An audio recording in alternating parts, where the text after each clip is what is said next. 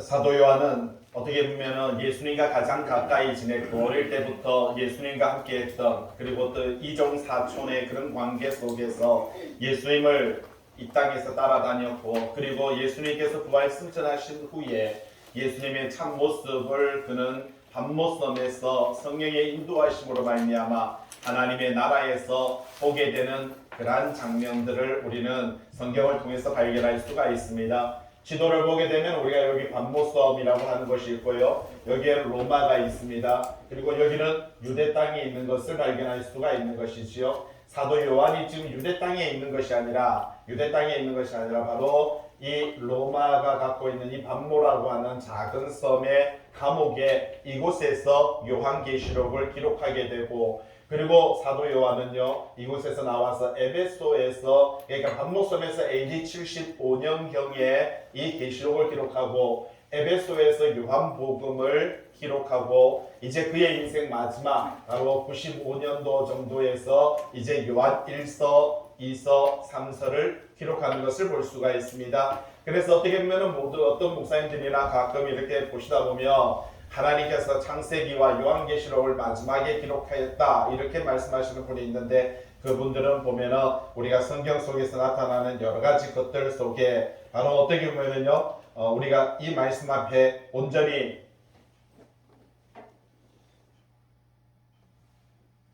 그리고 그 말씀을 우리가 온전히 이해하지 못하고 연도를 우리가 파악하지 못함으로 통해서 계시록이 AD 96년도에 기록되었다 이렇게 말하는 그런 학설에 의해서 바로 그렇게 말하는 경우들을 볼 수가 있습니다. 그러나 여러 가지 계시록에 나타나는 시대적인 그런 상황들을 우리가 지켜보게 된다면 우리는 계시록의 AD 약 75년경, 그리고 요한복음의 약 85년경, 그리고 요한 1서 2서가 약 95년경 정도에 기록되지 않았을까, 우리는 그러한 것들을 우리는 살펴볼 수가 있다라는 겁니다. 특별히 그리고 요한 1서, 2서, 3서는 바로 1세대가 아니라 2세대, 3세대, 그리고 4세대의 젊은 친구들이 이제 사도 요한 95세 정도 되는 바로 이 사도 요한에게, 선생님 도대체 많은 사람들이 그렇게 종말 말세 그렇게 말을 하는데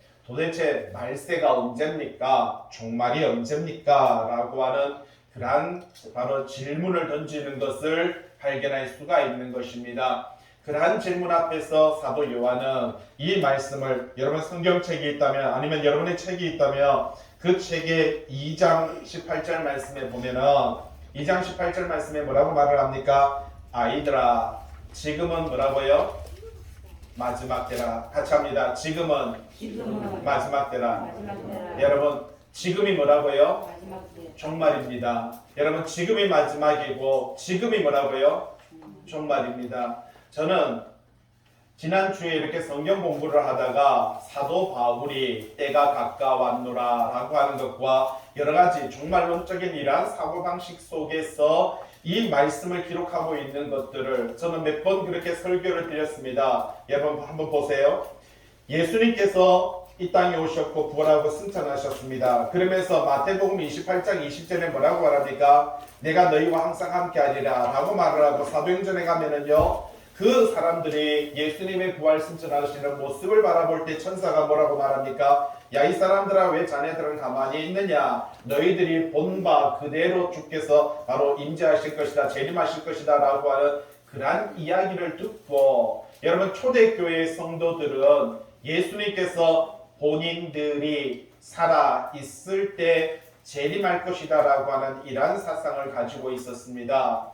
사도 바울도 그랬고요. 그래서 처음 제자들은요 20년 동안에 예수님께서 AD 30년에 부활 승천하셨는데 신약 성경에 기록되는 것은 AD 50년에서 60년 사이에 기록됩니다. 그러니까 앞에 20년, 30에서 50년 사이에 20년 동안은 제자들은 예수님께서 곧 재림할 거라고 하는 생각 속에 땅끝까지 복음만 전해지면, 그러면 예수님이 재림할 거라는 이 사고방식 속에 목숨 걸고 복음을 전했던 것을 볼 수가 있습니다. 그래서 거의 12명의 제자들 중에 대부분이 다 십자가에 달리든 아니면 단두대에서 목이 잘리든 아니면 껍데기가 벗겨지든 아니면 창에서 찔려서 죽든 아니면 불타 죽든 이렇게 처절한 죽음을 맞이하면서도 그들은 복음을 전했던 것을 발견할 수가 있다는 사실입니다. 그런데 저도 지난주에 성경 공부를 하면서 이렇게 보다 보니까 아주 이렇게 크게 깨닫는 바가 있었습니다. 그것은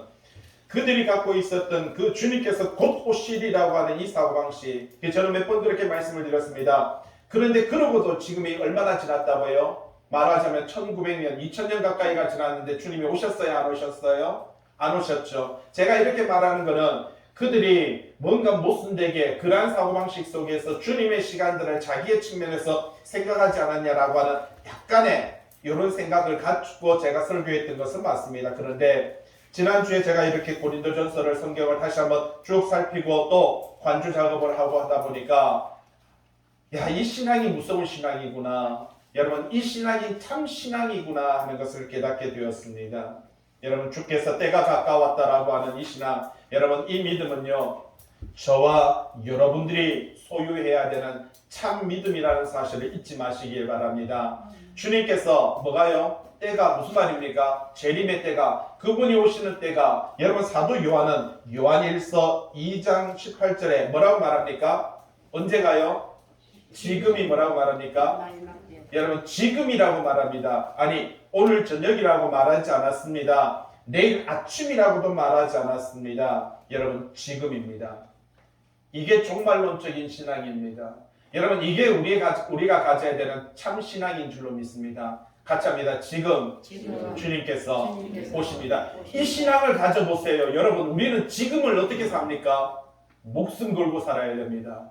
여러분, 지금이 중요한 거지. 잠시 뒤에요. 조금 있다가요. 예배 마치고 나가다가요. 화장실 갔다 왔어요. 밥 먹고 나서 할게요. 불가능합니다. 여러분, 이 때가 가까웠다라고 하는, 말하자면 예수님의 제자들이 그 갖고 있었던 신앙과 사도 바울이 가지고 있었던 이 신앙은요, 여러분, 항상 주님께서 지금 오신다라는 겁니다. 아니, 지금 온다는 거예요. 아니, 잠시 뒤에도 아닙니다. 오늘 저녁도 아닙니다. 내일 아침도 아닙니다. 여러분, 1년 뒤가 아닙니다. 내가 노년에 80이 되고 90이 되어가지고 내가 양로원에 갔을 때 그때 온다는 뜻도 아닙니다, 여러분.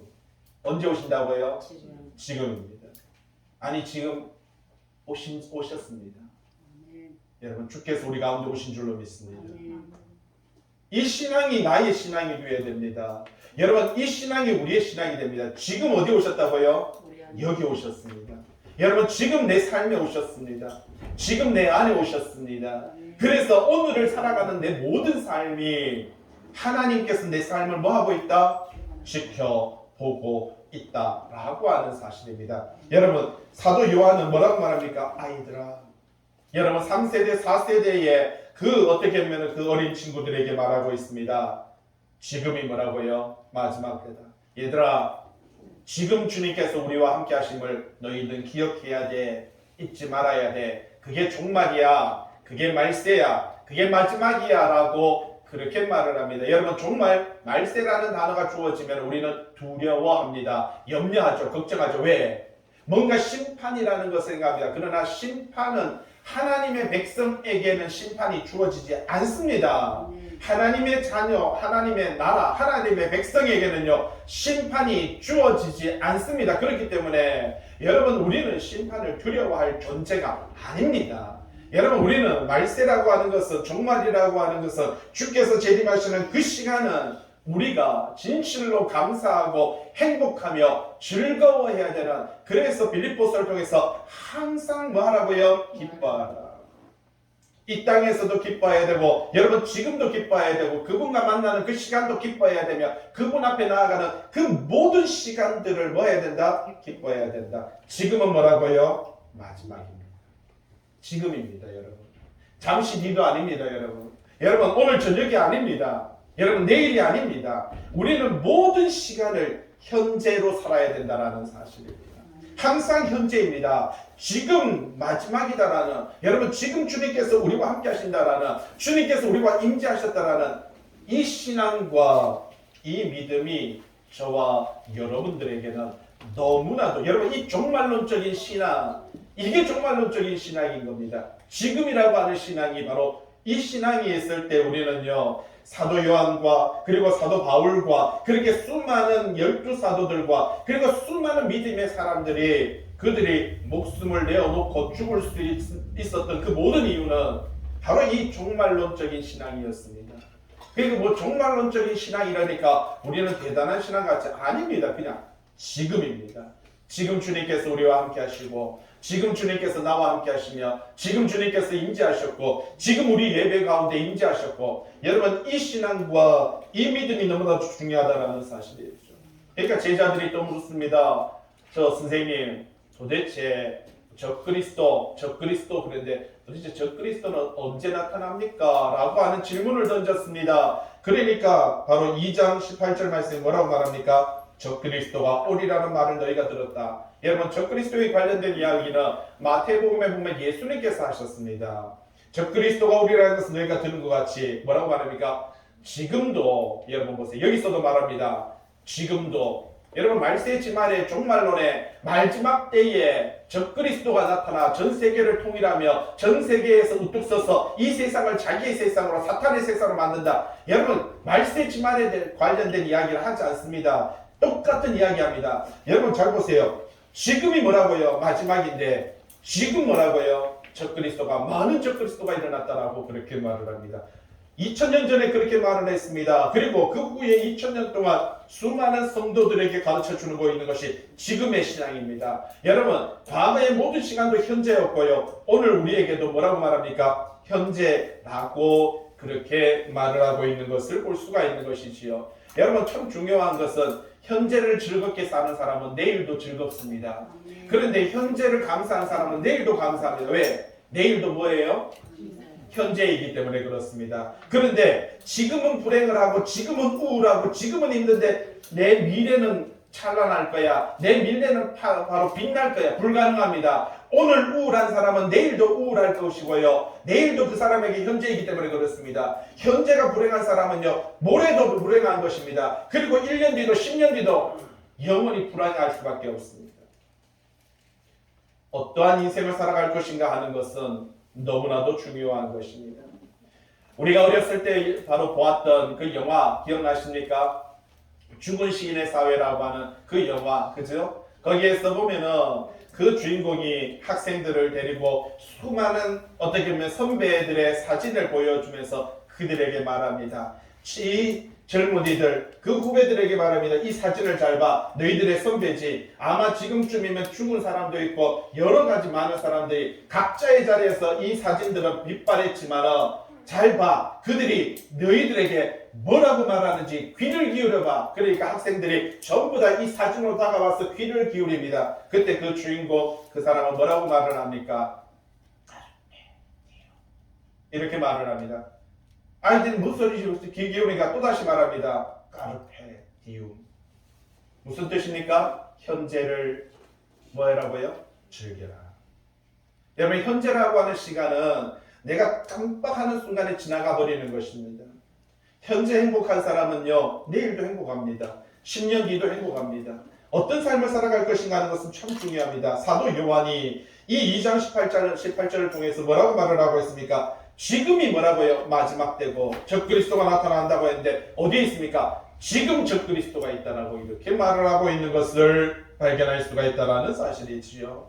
이러한 신앙과 이러한 사고방식 속에서 저와 여러분들에게 참 많은 신앙의 바로 본을 우리들에게 전해주고 있습니다. 그러면서 오늘 본문 말씀 4장에 보면 뭐라고? 4장 7절에요. 사랑하는 자들아 우리가 서로 사랑하자. 사랑은 누구께 속하였다? 하나님께 속한 것이니 사랑하는 자마다 하나님으로부터 나서 하나님을 안다라고 이렇게 말합니다.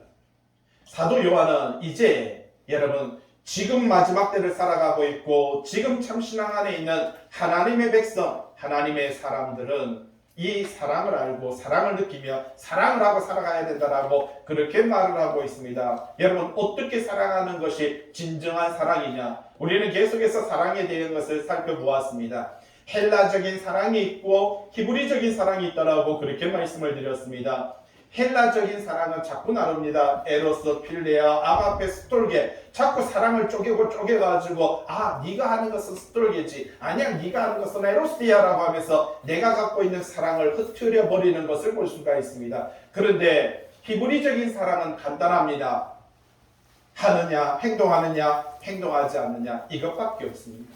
내가 하나님을 사랑하면 하나님의 말씀대로 행동하고, 하나님을 사랑하지 않으면 하나님의 말씀대로 행동하지 않는 것. 여러분, 행동하고 행동하지 않는 이것밖에 없다라는 사실이죠. 그러면 하나님을 사랑하는 행동이 무엇이냐라고 하는 사실입니다. 그게 요한일서 1장 3절 말씀 보시기를 바랍니다. 사도 요한은 1장에서부터 이미 그 이야기를 우리에게 들려주고 있는 것을 볼 수가 있는 것이죠. 뭐라고 말합니까? 너희와 우리가 사귐이 있으며, 자 보세요. 형제 간에 사귐이 있으며 뭐라고 말합니까? 하나님과 내가 누림이 있다라고 이렇게 말합니다. 자, 이 단어 너무 중요하죠. 우리가 형제 간의 사귐, 그러니까 형제 간의 사랑이 있으면 하나님과 참 사랑을 뭐 한다는 겁니까? 누린다. 그렇게 말을 하고 있는 것을 발견할 수가 있다는 사실이지요. 여러분, 우리는 하나님을 사랑합니다라고 말을 하고 있습니다. 그러나 그러면서 우리가 형제를 사랑하지 않으면 그 사랑은 참 사랑이 아니다라고 그렇게 말을 합니다. 하나님의 사랑은 예수 그리스도를 이 땅에 보내셔서 하나님께서 인간의 그 모든 것들을 가지고 어떻게 하셨습니까? 화목 제물이 되셨다라고 성경은 그렇게 말합니다. 무슨 말입니까? 여러분, 예수 그리스도께서는요, 하나님과 우리와의 관계를 위하여 그분이 어떻게 했다고요? 화목해 하는, 하나님과 우리와의 관계를 화목해 하는 뭐가 되었다? 제물이 되었다. 그렇게 말을 합니다. 그러면서 우리에게도 말합니다. 너희도 이와 같이 하라. 무슨 말입니까? 여러분, 우리가 형제를 사랑하는 것은, 이 형제를 사랑하는 것이 바로 참계명이고 세계명이며 그것이 참된 일이고 그것이 참된 빛이다라고 이렇게 말을 합니다. 여러분, 2장 9절 말씀을 한번 보세요. 계시록이 요한일서 2장 9절 말씀 뭐라고 말을 하고 있습니까? 빛 가운데 있다면서 그 형제를 미워하는 자. 그렇죠. 빛 가운데 함이 있다 하면서 그 형제를 뭐하는 자? 미워하는 자는 지금까지 어디에 있다고요? 어둠에 있느니라 라고 이렇게 말합니다. 그런데 10절에는 뭐라고 말합니까? 그의 형제를 뭐하는 자? 그의 형제를 사랑하는 자는 빛 가운데 거하여 자기 속에 거리낌이 없다. 여러분, 형제를 사랑하면은 어디가 한다고 말합니까? 빛 가운데 갑니다. 빛이 뭡니까? 나는 예수 그리스도께서 요한복음을 통해서 뭐라고 하셨습니까? 내가 바로 참 빛이다라고 말합니다. 그래서 형제를 잘 보세요. 이거 정말 공식이 놀라운 겁니다. 내가 형제를 사랑하는 것이 어디 가는 거다? 빛 가운데 가는 것이다. 내가 형제를 사랑하는 것이 뭐다? 하나님을 사랑하는 것이다. 여러분, 성경은 참 우리에게 놀라운 이야기를 들려주고 있습니다. 형제를 사랑하는, 그러면 은경이는 예은이 사랑하고, 예? 그러면 뭐 형제를 아닙니다. 형제가 무엇이냐, 이웃이 무엇이냐라고 하는 것은 계속적으로 말씀을 드렸습니다. 이 공동체라고 하는 하나님의 공동체, 하나님의 나라의 백성들 속에서 그 공동체를 위해서 유익한 사람이 뭐라고요? 형제이고, 그 공동체에 해를 끼치는 사람이 뭐라고요? 원수다. 성경은 그렇게 말을 하고 있습니다. 여러분, 우리 가족 안에, 테두리 안에서 유익을 주는 사람은 형제이고요, 이웃이고, 그런데 우리 가족의 테두리 안에서 해를 끼치는 사람이 뭐라고요? 성경은 원수다라고 말합니다. 우리가 생각하는 원수의 개념과 우리가 생각하는 이웃의 개념, 형제의 개념은 성경 속에서 상당히 다르게 이야기하고 있는 것을 발견할 수가 있다는 사실이지요. 그 형제, 그러니까 우리의 공동체 안에서 유익을 주는 그 사람이라고 이렇게 말을 하고 있습니다. 그 사람을 사랑하는 자는 어디 있다? 빛 가운데 가하여 자기 속에 뭐가 없습니까? 거리낌이 없다라고 그렇게 말을 하고 있는 것을 볼 수가 있는 것이지요. 그러면서 11절, 그 형제를 뭐하는 자는, 미워하는 자는 어둠에 있다라고 말합니다. 그래서 성경은요, 잘 보세요.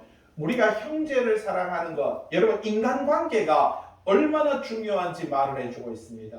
왜 그렇습니까? 여러분도 마찬가지잖아요. 과거에는 보통 가정마다 아이들을 보통 6, 7명 기본적입니다. 그렇게 낳았습니다. 아니면 10명까지도 낳았더랬습니다. 그런데 그 형제들이 형제를 사랑하고 챙겨주면 부모의 마음은 참 기뻐요. 왜 그렇습니까? 그 모든 형제가 누구에게서 나갔어요? 바로 그 부모에게서 나간 것을 볼 수가 있는 것이지요. 부모의 세포와 바로 엄마 아빠의 그 세포로 말미암아 우리는 사람의 모양을 가지게 되듯이 여러분의 영혼은 하나님의 영이 여러분 안에 들어옴으로 통해서 하나님의 영혼이 들어와서 여러분이 바로 생명력을 얻게 되는 겁니다. 그렇기 때문에 여러분의 영혼은요, 여러분의 것이 아니라 다 누구의 것이라고요? 하나님의 것이에요. 그렇듯이 우리가 형제를 사랑하는 것은 누구를 사랑하는 것이다? 그렇죠. 하나님으로부터 온 영혼을 사랑하는 겁니다. 그래서 내가 형제를 사랑하는 것이 곧 누구를 사랑하는 것이다? 하나님을 사랑하는 것이다. 그게 성경이 우리에게 들려주는 그러한 이야기임을 발견할 수가 있다는 사실입니다. 그러면서 이 이야기들에 대해서 하나님의 백성, 하나님의 자녀, 세상의 백성, 마귀의 자녀에 대한 이야기를 들려주는데 하나님의 백성, 하나님의 자녀는 하나님을 사랑하는 게 아니라 형제를 사랑한다라고 이렇게 말을 합니다. 그런데 마귀의 백성, 마귀의 자녀들은요, 어떻게 합니까? 하나님을 적대시하는 것이 아니라 이 가운데서 사람을 적대시하고 사람을 죽인다라고 그렇게 말을 하고 있는 것을 볼 수가 있다라는 사실입니다. 그래서 오늘 바로 성경은 우리에게 이 사랑이 무엇인가 라고 하는 것을 말을 해주고 있는 것을 볼 수가 있지요. 4장 1절을 통해서 사랑하는 자들아 영들을 다 믿지 마라 라고 하면서 이 땅에 있는 수많은 목회자들의 영혼들, 이 목회자들 앞에서 설교를 하고 있고 말씀을 전하고 있지만 그들의 삶 속에서 그 사랑하는 모습이 없다라면 그것은 믿으면 안 된다라고 그렇게 바로 아주 전곡을 찔러서 말을 하고 있는 것을 볼 수가 있다라는 사실이죠. 그러면서 이제 오늘 말씀 4장 7절 말씀 뭐라고 말합니까? 사랑하는 자들아 라고 이렇게 말을 합니다. 우리가 어떻게 하자고요? 여러분 사랑은 어떻게 하는 겁니까? 서로 사랑하는 겁니다. 혼자 사랑하는 것은 뭐예요? 짝사랑입니다. 여러분 짝사랑은요 그냥 짝사랑만 되는데 거기서 지나치면 뭐가 되는 겁니까? 예? 그렇죠. 스토커가 되는 겁니다. 여러분 이게 짝사랑이 지나치면 어떻게 됩니까? 스토커가 되고 상대를 죽이게 되고 괴롭히게 되는 것을 볼 수가 있다는 사실이죠. 오늘 말씀은 사랑하는 자들아 우리가 어떻게 한다고요? 서로 사랑하자. 여러분 분명히 하나님의 사랑으로 생명력을 얻은 하나님의 사랑으로 참 생명을 얻은 성도들입니다. 여러분 여기서 전제 조건을 보시기 바랍니다. 우리는 전부 다 에베소서에 보니까 허물과 죄로 죽었던 우리라고 말합니다. 여러분 보세요. 우리는 이미 죽었습니다. 죽은 존재는 사랑할 수가 없습니다. 여러분 죽은 존재는 뭔가 할 수 없었습니다. 그런데 하나님께서 우리를 사랑하셔서 예수 그리스도의 십자가의 보혈과 그 피로 죽었던 우리를 어떻게 했다고요? 살리셨습니다. 그래서 우리가 살아난 거예요. 그렇게 살아난 우리는 어떻게 해야 된다고요? 형제를 사랑해야 된다 이렇게 말합니다. 여러분 이 형제를 사랑함에 있어서 전제 조건은 하나님이 먼저 우리를 사랑하셨고 하나님께서 먼저 우리를 은혜 베푸셨고 하나님께서 우리에게 예수 그리스도로 말미암아 예수 그리스도의 피로 예수 그리스도의 말씀으로 우리를 수혈하셨고 우리를 세우셨다라는 것은 전제 조건인 것입니다. 여기서 말합니다. 우리가 서로 뭐 하자고요? 사랑하자라고 그렇게 말을 합니다. 왜 그렇게 해야 됩니까? 라고 말한다면 사랑은 누구에게 속한 것이다? 여러분 사랑이 바로 뭐라고요? 하나님이다라고 이렇게 성경은 강조하고 있습니다. 여러분 사랑의 속성이 하나님이다라고 이렇게 말합니다. 하나님이 바로 참 사랑이다라고 말하고 우리가 사랑을 할 때 하나님을 알고 하나님을 느끼며 하나님을 배운다라고 그렇게 가르쳐주고 있다는 사실이죠. 사랑하는 자마다 하나님으로부터 뭐라고요? 나서 하나님을 알고 그렇게 말을 하고 있는 것을 발견할 수가 있다는 것이죠. 그렇기 때문에 우리가 사랑을 하느냐 사랑을 하지 않느냐 이것은 너무나도 중요합니다. 여러분 내가 형제를 사랑하는데 골라서 사랑하는 그것이 참 사랑이 아닙니다. 여러분 내가 사랑을 하는데 우리는 보면 부부끼리도 그렇게 말을 합니다. 여러분 사랑할 수 있도록 사랑의 조건을 만들라고 자꾸 우리는 당부를 하고 부탁을 하는 경우가 있습니다. 여러분 그거는 사랑이 아닙니다. 조건이 있을 때 하는 사랑은 사랑이 아닙니다. 여러분 조건을 넘어서는 사랑이 뭐라고요? 성경은 사랑이고 그러한 사랑을 우리들에게 요구하는 것이 바로 성경이다라고 하는 사실입니다. 여러분이 갖고 있는 책을 한번 넘겨보시면 이게 45페이지에 보시면 뭐라고 말을 합니까? 21절에 어떤 이야기를 하고 있습니까? 우리가 이 계명을 주께 받았나니 여러분 사랑하라라고 하는 계명을 누구에게 받았다? 예수 그리스도에게. 어디에 있습니까? 여러분 요한복음에 보니까 예수님께서 13장에 뭐라고 말합니까? 새 계명을 너희에게 주노니 서로 뭐 하라고요? 사랑하라. 여러분 요한복음 13장에 분명히 예수님께서 그렇게 말씀하셨습니다. 그래서 사도 요한은 이 계명이 예수 그리스도로부터 주님으로부터 받았나니 하나님을 사랑하는 자는 또한 뭐라고요? 형제를 사랑할지니라 라고 이렇게 말합니다. 자, 동그라미 1번에 한번 보세요. 요한은 사랑의 계명이 잘 보세요. 요한은 사랑의 계명이 인간적인 것에서 출발되는 것이 아니라고 말을 합니다. 자, 이 말은 너무나도 중요한 것입니다. 사랑이 인간적인 것에서 출발되는 것이 아닙니다. 서로 사랑하라고 하니까 내가 사랑해야지. 아닙니다. 여기서 잘 보세요. 이거는 하나님의 뭐라고요? 명령입니다. 여러분 명령은요 지키느냐 지키지 않느냐 그리고 결과는 판이하게 달라집니다. 여러분 명령은요 지켜야 되는 겁니다. 아니 생각해 볼게요. 상황을 볼게요. 잠깐만요. 제가 볼 때 저 사람은 저는 못 사랑할 것 같아요. 잠깐만요. 저 사람은 제가 도저히 용납이 안 될 것 같아요. 여러분 이게 아닙니다. 인간적인 측면이 아니라니까요. 내 잣대가 아니라니까요. 내가 갖고 있는 기준이 아니라니까요. 가만히 생각해보니까 제가 옛날에 나한테 이렇게 했기 때문에 잠깐만요. 내가 저 문제가 해결되지 않으면 그때 가서 잠깐만요. 이게 아니라니까요. 사랑하라라니까요. 지금 너희를 핍박하고 너를 박해하고 너를 죽이고 여러분 성경에는요. 너를 죽임에도 불구하고 그를 어떻게 하라고요? 스데반 집사님이 어떻게 했습니까? 돌에 맞아 죽으면서도 여러분 이런 돌들이 사람들이 유대인들이 그냥 집어 던지고 이게 그냥 머리에 맞고 피 나고 눈에 맞고 그냥 몸에 맞고 상상을 해보세요. 그런데 그는요 뭐라고 말합니까? 고개를 들으니까 하늘 문이 여시고 열리고 주께서 그곳에서 성경을 보노라라고 이렇게 말합니다. 그러면서 여러분 미래를 보고 하나님의 나라를 보는 사람은요 용서가 됩니다. 사랑할 수가 있습니다. 그러면서 뭐라고 말합니까? 주여 저들의 죄를 저들에게 돌리지 마옵소서 라고 이렇게 기도하는 이런 모습들을 볼 수가 있는 것입니다. 이거는 우리의 선택이 아니에요. 내가 골라서 사랑하는 게 아니에요. 내가 먹고 싶은 대로 먹는 것이 아니에요. 사랑은요 조건이 없습니다. 형제를 사랑하라는 것은 명령입니다. 명령은요 순종하느냐 여러분 순종하는 것밖에 없습니다. 순종하지 않으면 그냥 바로 그냥 지옥입니다. 내가 조건을 가지고 잠깐만요. 제가 지금 보세요 하나님. 제 형편이 제 상황이 지금 보세요. 당신도 보시면 알잖아요. 내가 지금 얼마나 억울한데요. 내가 얼마나 원통한데요. 이게 아닙니다 여러분. 그 조건이 아니에요. 인간적인 것에서 출발하는 것이 아닙니다. 사랑은 명령입니다. 동그라미 1번의 두 번째 줄에 때문에 인간이 선택해서 행할 사안이 아닙니다. 잠깐만요 하나님.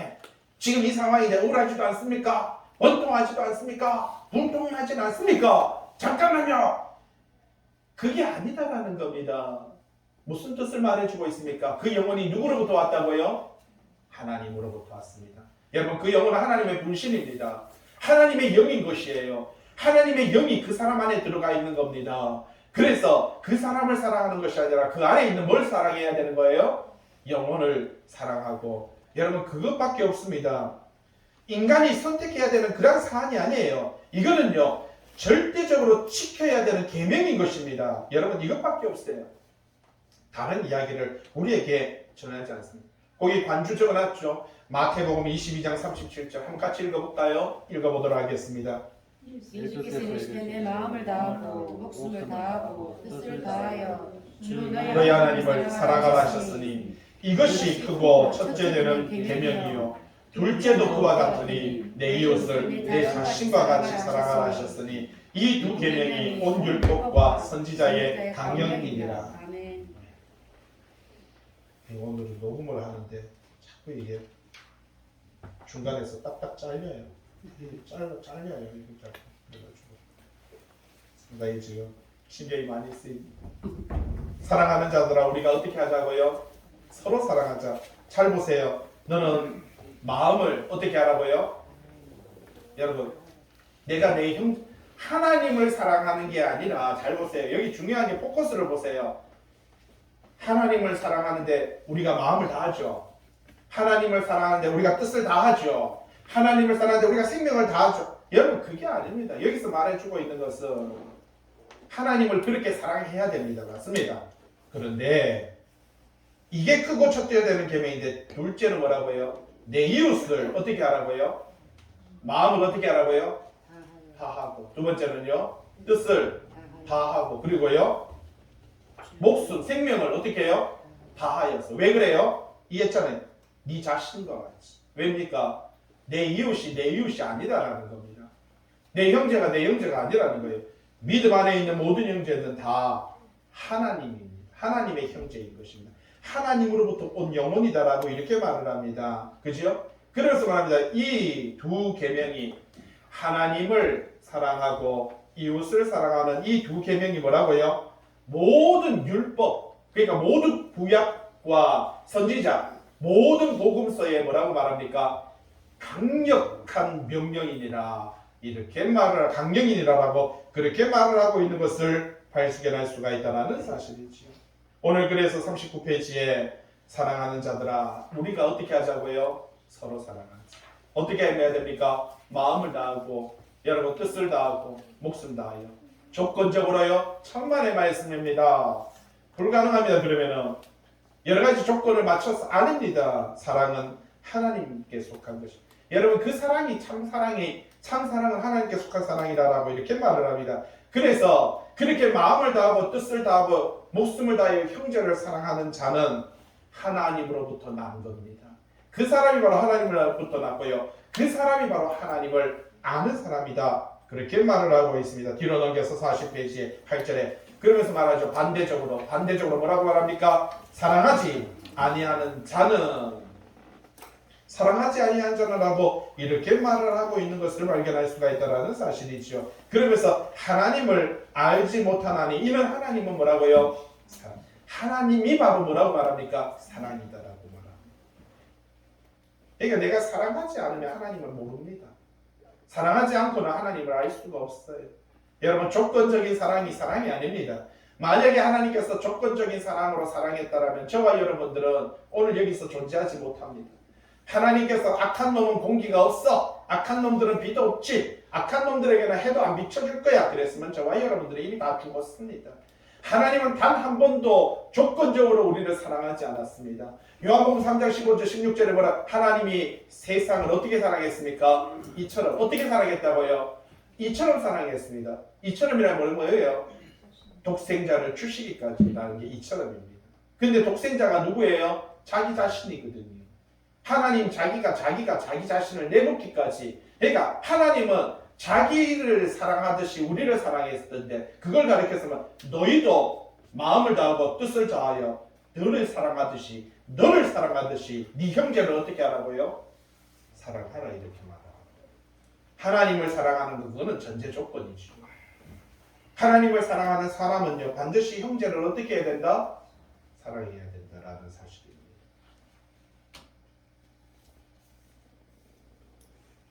요한일서 3장 10절에 뭐라고 말합니까? 하나님의 자녀들과 마귀의 자녀들은 드러납니다. 여러분, 이 사람이 하나님의 자녀인지 마귀의 자녀인지 여러분 구분됩니다. 뭘로 알 수 있어요? 바로 이 의를 행하지 아니한 자는 형 또는 그 형제를 사랑하지 아니한 자는 하나님께서 의를 행한다. 여러분, 그리고요, 그 형제를 사랑하지 않는다. 이 사람은 뭐라고요? 마귀의 자녀. 그리고 의를 행한다. 하나님을 사랑한다. 뭐라고 말합니까? 이제 형제를 사랑한다. 뭐라고 말합니까? 하나님의 자녀. 여러분이 분명하게 우리에게 들려주고 있는 것을 보세요. 그러면서 요한 1서 3장 12절에 참 우리에게 어떤 한 인물을 말해주고 있습니다. 누구같이 하지 마라? 그렇죠. 가인같이 아니, 잘 보세요. 가인이 언제적 사람인데, 태초의 사람, 여러분 아담과 하와의 첫 번째 아들이 가인인데, 여기서 갑자기 사랑에 대한 이야기를 하더니 가인같이 하지 마라. 가인이 뭐 했습니까? 동생이 누굽니까? 형제죠. 형제를 어떻게 했습니까? 성경에는 뭐라고 말합니까? 쳐 죽였더라 그렇게 말을 합니다. 근데 우리는 돌로 쳐 죽였다 생각하는데 돌로 쳐 죽였다는 성경에는 없습니다. 근데 우리가 어렸을 때 그 있잖아요. 그림 성경 알죠? 그림 성경. 그림 성경에 보면은 한 청년이 돌을 들고 이렇게 처해가 있고 한 명은 이렇게 있고요. 한 명은 이렇게 있는 그림과 한 명은 돌을 들고 이렇게 이러고 있는 이게 우리 어렸을 때 그림 성경에 그게 있었어요. 그러다 보니까 우리는 전부 다 돌로 쳐 죽였더라라고 이렇게 말을 하는데 성경에는 돌이라는 단어는 없습니다. 그 쳐 죽였더라라고 이렇게 그게 칼인지 그게 무엇인지는 모릅니다. 근데 쳐 죽였더라. 근데 그 형제라는 게 뭡니까? 가인과 아벨의 두 사람의 이야기가 아닙니다. 가인을 추종하는 수많은 백성들과 아벨을 추종하는 수많은 백성들. 그러니까 이 가인을 추종하는 큰 나라와 아벨을 추종하는 큰 나라 두 나라의 싸움으로 통해서 수많은 형제들이 그 광야에서 그 사막에서 말하는 그 벌판에서 수많은 형제들이 피를 흘리고 죽었다라고 하는 사실입니다. 하나님께서 그것을 책망하고 있는 것을 볼 수가 있는 것이지요. 가인같이 하지 말아라 라고 이렇게 말을 합니다. 그는 악한 자에게 속하여 그 아우를 죽였으니 어떤 이유로 죽였느냐? 자기의 행위는 뭐라고요? 악하고 그 아우의 행위는 의로움이니라 라고 이렇게 말을 합니다. 여러분 무엇이 의고 무엇이 악인가라고 하는 사실입니다. 여기서도 의와 악에 대한 이야기, 하나님께 속한 것은 뭐라고요? 의, 사탄에게 속한 것은 뭐라고 말합니까? 악이라고 그렇게 말을 하고 있는 것을 볼 수가 있는 것이지요. 오늘날 성경은 우리에게 말하고 있습니다. 하나님의 자녀가 되어야 된다라고 말을 합니다. 마귀의 자녀가 되어서는 아니 된다라고 이렇게 말을 하고 있습니다. 하나님의 자녀가 되기 위해서는 어떻게 해야 된다고요? 형제를 사랑하는 것이 하나님의 자녀다라고 이렇게 말합니다. 왜 그렇습니까? 라고 묻는다면 하나님이 바로 사랑이시고 그 사랑의 대상이 바로 하나님의 백성이며 자녀이기 때문이다라고 그렇게 말을 하고 있는 것을 볼 수가 있는 것이지요. 9절 말씀 보세요. 요한복음의 말씀을 다시 한번 가지고 왔습니다. 하나님의 사랑은 우리에게 이렇게 그러니까 하나님의 사랑은 이렇게 나타났다. 하나님께서는 자기 사랑을 우리에게 이렇게 보였다. 어떻게 보였습니까? 하나님이 자기의 독생자를 세상에 보내십니다 라고 이렇게 말을 하고 있습니다. 여러분 하나님의 사랑은 우리에게 보여줬습니다. 현실적으로 이게 하나님의 사랑이야. 뭐라고 말합니까? 자기 자신을 내어놓았습니다. 독생자라고 말을 하고 있습니다. 그런데 잘 보세요. 하나님으로부터 나간 자, 그 독생자라고 우리도 하나님으로부터 나온 저 바로 독생자들인 것입니다. 모두가. 그래서 하나님은요 우리를 살리기 위해서 그분이 또 죽으시는 이 장면들을 볼 수가 있다는 사실이죠. 그로 말미암아 우리를 어떻게 했다고요? 살리게 하십니다. 그분은 우리를 사랑하기 때문에 여러분 죽은 우리를 사랑하기 때문에 허물과 죄로 죽었던 우리를 사랑하기 때문에 우리를 살리셨습니다. 그러면서 말합니다. 내가 너희를 살렸듯이 내가 너만 살린 줄 아냐? 나는 네 옆에 있는 바로 네가 미워하고 네가 싫다고 말하는 네 그 인간도 뭐라고 말합니까? 나로부터 나간 인간이야 라고 말합니다. 그래서 너는 그를 사랑해야 돼. 그는 네 것이 아니라 바로 내 것이야 라고 이렇게 말합니다.